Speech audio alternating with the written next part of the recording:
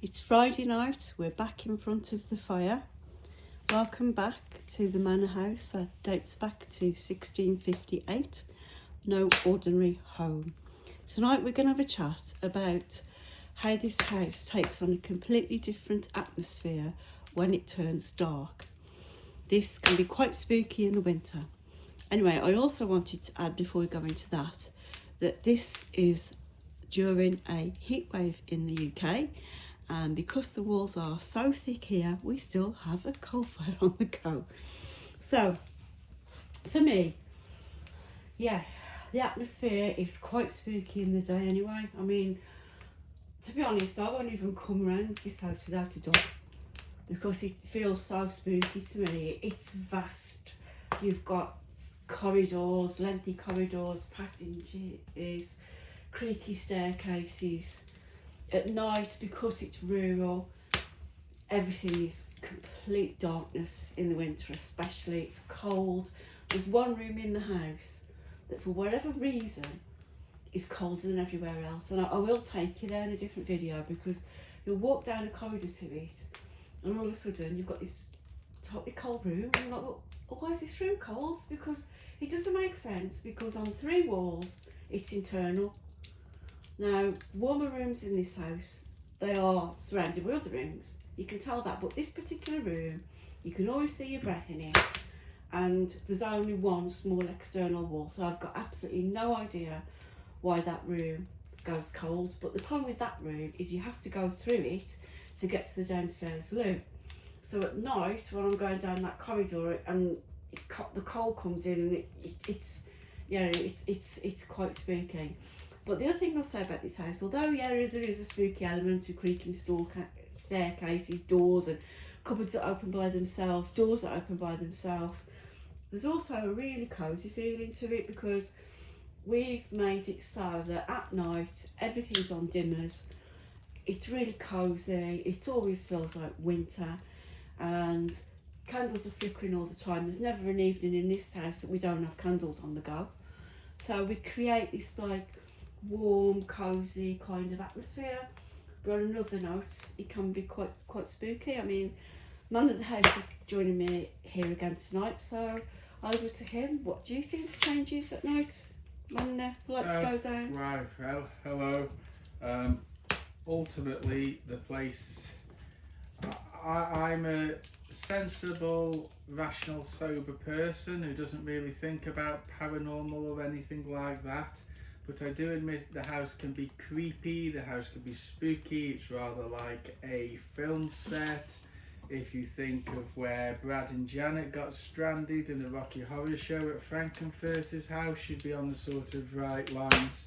And I have seen a few phenomena and things happen, flashes and anomalies, but that doesn't mean it's a person from the past. I'm not saying I believe in ghosts. All I'll say is the lady of the house, family, friends get scared here. Ultimately, I'm the only one who will go around with his keys in all the rooms, locking it up night after night in the deepest winter, when there's power cuts, when there's hail and rain and thunder and lightning, and it is very creepy. And it's something that a lot of people perhaps wouldn't like to do. The place is vast, it is dark, and when you walk around you have to switch the lights off as you go around, so there'll be the light switch maybe one end of the corridor, but you've got to, once you've switched the light off, you have to walk right down the dark corridor to the other side, and you have to have a light on a torch or phone or lantern to avoid bumping into armour or all this. So yes, it is creepy, but I just say to myself, if I lose my bottle and if I can't lock this place up, nobody else will, so we'd have to move out. So yeah, I just try and be strong, and yes, you see things, but I don't think ghosts hurt people. You respect them, they respect you.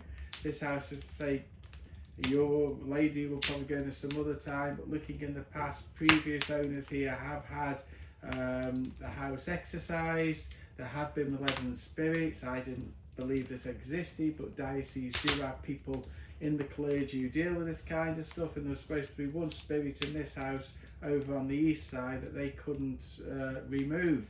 So I keep locking it up, and I'll let you know if I see anything when I'm making the house secure in the evenings. Yeah, so it does sometimes have this sort of spooky feel. I mean, one of the things that bothers me is that if ever the man of the house had to go in hospital, there's no way I'll be in here on my own. I definitely will be in the travel lodge with the dog, because I mean, even sometimes when I'm here and you're on your own, I'm doing lunch or something, and he's in the office, and I'm like, you hear things and you're thinking, oh my goodness me. I mean, there was one day, it was actually a few weeks back, I come down the stairs and all of a sudden, I don't know what it was, but it was a massive clatter, like something had come down the stairs, and I just screamed and ran out the front door. I was like, what the hell was this? And I went to see the man of the house who's in the office, because the office is located in the grounds. And I was like, oh my gosh. I said, I don't know what's happened, something's just chased me down the stairs. Anyway, came back over, and it was, I think, a shield of one of the suits of armour had fell over, but what made that fall over? I don't know. Anyway, we've now got this Ring doorbell. Neither of us can work out how to attach it to the front door, so it's sitting in the hallway at the moment. And if anything crops up on there, nothing yet so far, but we are due to go away tomorrow for a long weekend. The first time in such a long time, because we've been stuck here with a flood and not been able to go. So we're going to put this Ring doorbell in here, which is the Great Hall. This is another one of the oldest rooms in the house, and just see if anything crops up. And if it does, then what we'll do is we'll film it off the iPads and show it in another video. But anyway, thank you for joining us here tonight. It's always nice for us. We love this Friday ritual by the fire. It's just amazing. And as we said, even when it's blazing outside, it's still cold enough in this room to have a coal fire. But do come back on another Friday and we'll talk to you again. Bye bye. Take care, bye.